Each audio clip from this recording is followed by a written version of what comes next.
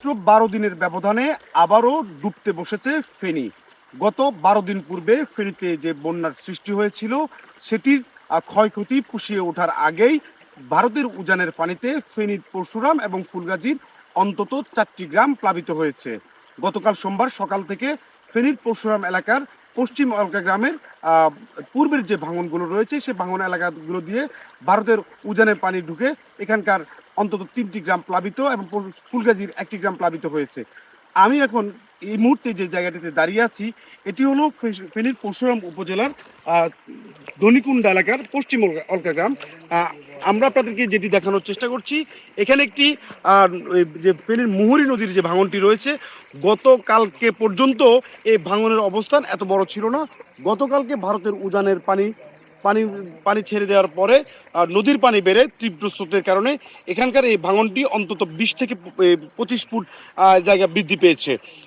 স্থানীয় বাসিন্দারা বলছেন গত কিছুদিন আগের যে বন্যার কারণে এই যে ভাঙনগুলো সৃষ্টি হয়েছে, পানি উন্নয়ন বোর্ড অস্থায়ী ভিত্তিতে যে বাদ দেওয়ার চেষ্টা করছিলেন, সেই মুহূর্তেই ভারতের উজানের পানিতে আবারও ভাঙনের সৃষ্টি হয়েছে এখানকার যেই এই নদীর বাঁধগুলো রয়েছে।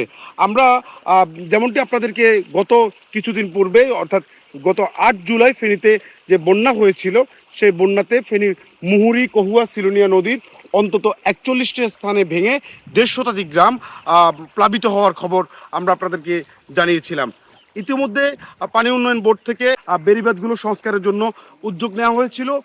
ইতিমধ্যে কিছু কিছু স্থানে কাজও শুরু হয়েছিল, কিন্তু এরই মধ্যে ভারতের ত্রিপুরাতে ভারী বর্ষণের কারণে উজানে পানি নেমে গতকালকে আবারও ফেনীর পরশুরাম উপজেলার ধনিকুণ্ডা, পশ্চিম অলকা, নোয়াপুর সহ ফুলগাজীর উত্তর শ্রীপুর এলাকার ভাঙন দিয়ে পানি ঢুকে অন্তত 4টি গ্রাম প্লাবিত হওয়ার সংবাদ ইতিমধ্যে আমরা জানতে পেরেছি। এখন পর্যন্ত এখানকার যে পুনর্বাসন যে প্রকল্প, পুনর্বাসন যে পরিকল্পনা, সেগুলো পর্যন্ত এখন সরকারি কিংবা বেসরকারিভাবে বাস্তবায়নের হক শুরু হওয়ার আগেই আবারও এই এলাকার মানুষ বন্যা কবলিত হচ্ছে, আবারও বন্যার হুমকির মুখে পড়ছে। স্থানীয় বাসিন্দারা বলছেন যে প্রতি বছর এই যে বন্যার কারণে মানুষজন ক্ষতিগ্রস্ত হচ্ছেন এবং তাদের দাবি যে 2004 সাল থেকে এই যে মুহুরী, কহুয়া এবং সিলোনিয়া নদীর তীরবর্তী যে গ্রামগুলো রয়েছে, এই গ্রামগুলো প্রতি বছরই ভারী বর্ষণের কারণে ভাঙন সৃষ্টি হচ্ছে এবং এখানকার মানুষদেরকে দুর্বিষহ কষ্ট বা ভোগান্তি পোহাতে হচ্ছে।